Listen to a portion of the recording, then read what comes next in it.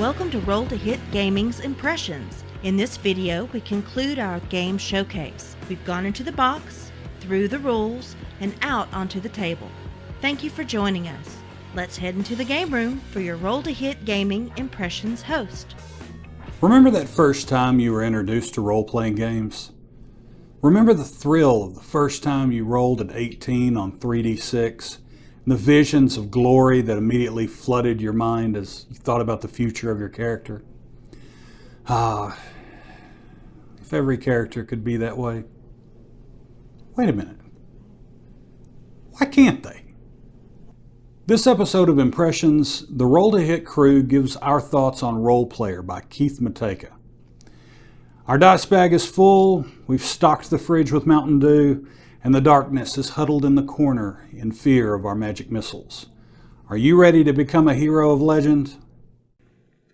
Role Player is a game about making the best character dice fudging can roll. A number of dice are drawn and rolled each turn based on the number of players, and then arranged in order for players to draft onto their character boards. Each character has a race that may modify final scoring for some attributes, a class that grants special abilities and defines numeric goals for each attribute at final scoring, a background that gives flavor and sets a chromatic pattern of dice position to be completed by game end, and an alignment that is tracked throughout play and may give or take points based on the final position at the end of the game.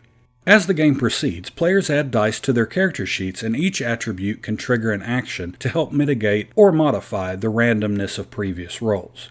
Players also purchase various items as turns go by, including weapons that grant special abilities, armor that awards victory points based on sets of like pieces collected, and traits and skills that grant victory points or some special ability when used. Once all players have filled their character sheets with 3 dice in each attribute, final scoring commences, and the highest score wins. Most of the components in Role Player meet the modern standards hobby gamers have come to expect. Our retail copy had a few hiccups with a handful of dice, having a few faces with the pips still not fully painted, but we found very few comments around the web about systemic quality issues. Still, the dice are nice and solid, and anyone with experience with role-playing games will be familiar with them. The card and cardboard components are quality, and the art looks great. The gameplay in Role Player does well to mitigate the tidal wave of random presented in games that rely so heavily on dice. Each attribute action offers some way to modify dice or game elements needed in final scoring. There's still a fair amount of random, but it almost relates directly to the theme of making a role-playing character, so players should expect some level of random when going in.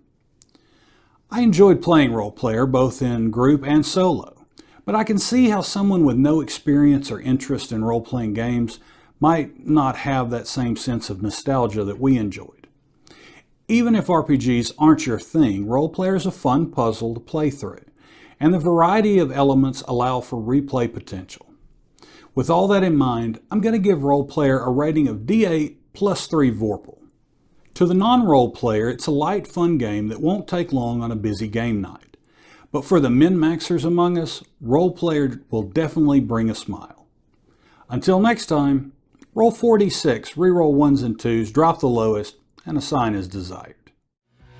Thank you for joining Roll to Hit Gaming to see and hear our impressions of this game. If you liked what you saw and want to see more, please click the like and subscribe buttons. Find us on Facebook and Twitter. Join in the conversation in the comments below.